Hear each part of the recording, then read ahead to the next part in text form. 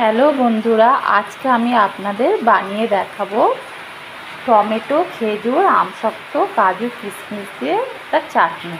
যেটা করতে লাগছে টমেটো। এখানে আমি 4টে মিডিয়াম সাইজের টমেটো নিয়েছি। এখানে 100 গ্রাম খেজুর নিয়েছি, 100 গ্রাম আমসত্ত্ব নিয়েছি। আমসত্ত্বগুলোকে এইভাবে আমি কিউব টাইপের কেটে নিয়েছি।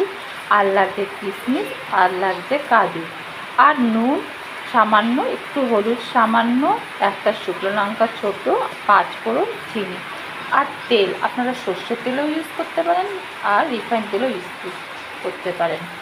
তাহলে সবার প্রথমে আগে আমি একটা পাত্র গরম করে নিচ্ছি। এতে আমি একটা শুকনো লঙ্কা দিয়ে দিচ্ছি। তারপরে দিয়ে দেব 1 চামচ 5 ফোড়ন। এটাকে আমি একটু ভাজা ভাজা করে একটু নামিয়ে নেব। আমি এটা নামিয়ে নিয়েছি। 5 ফোড়ন আর শুকনো লঙ্কাটা এই ছোটো হামানদিস্তার মধ্যে আমি গুঁড়ো করে নেব। আপনারা মিক্সারের মধ্যে হোক বা শিলপাটার উপরে হোক আপনারা গুঁড়ো করে নেবেন। এবার আমি কড়াইটা বসিয়ে দিয়েছি গরম করতে। এবার আমি এতে 8 চামচ মতো সর্ষের তেল ঢেলে দেবো। এবার এতে আমি 8 চামচ মতো সর্ষের তেল দিয়ে দিলাম। এই সর্ষের তেলটা এবার একটু গরম হয়ে যাক। গরম হলে আমি এতে টমেটোগুলো দিয়ে দেবো। সর্ষের তেলটা আমার গরম হয়ে গেছে। এবার আমি এর মধ্যে টমেটোগুলো দিয়ে দিচ্ছি। টমেটোগুলো একটু নাড়াচাড়া করব। নেড়ে আমি এর মধ্যে একটু সামান্য মতন নুন, 8 চামচেরও কম, একটু নুন আর একটু হলুদ সামান্য, 8 চামচেরও কম দিয়ে আমি এবার এটাকে ভালো করে নাড়াচাড়া করব।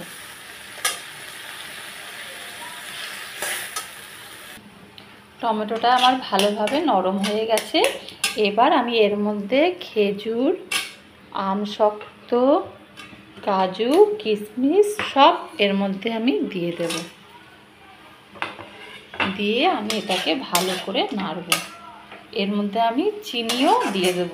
আপনারা চিনি যে যেরকম মিষ্টি খাবেন সেই হিসাবে আপনারা চিনিটা দেবেন। আমি এখানে ছোটো কাপে 1 কাপ চিনি দেব। চিনির সাথে বাতাসা ছিল, বাতাসাগুলো পড়ে গেছে, এগুলো তুলে নিচ্ছি।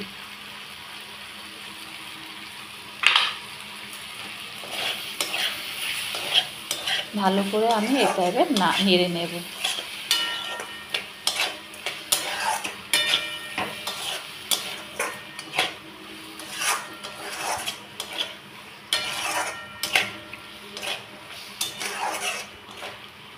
এবার এতে আমি একটু সামান্য জল দেব।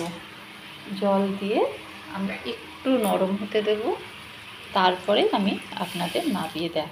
ব্যাস, এখন সামান্য জল, যাতে একটু খেজুরটা একটু নরম হয়, আমসত্ত্বটা একটু নরম হবে।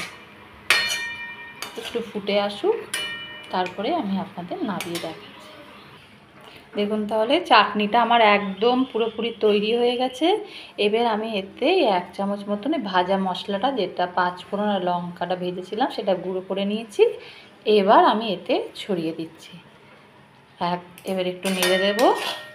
তাহলে আমার একদম তৈরি। এবার আমি এটাকে নামিয়ে ফেলছি। দেখুন তাহলে একদম তৈরি হয়ে গেছে আমাদের চাটনি। তাহলে আজকে এই পর্যন্তই।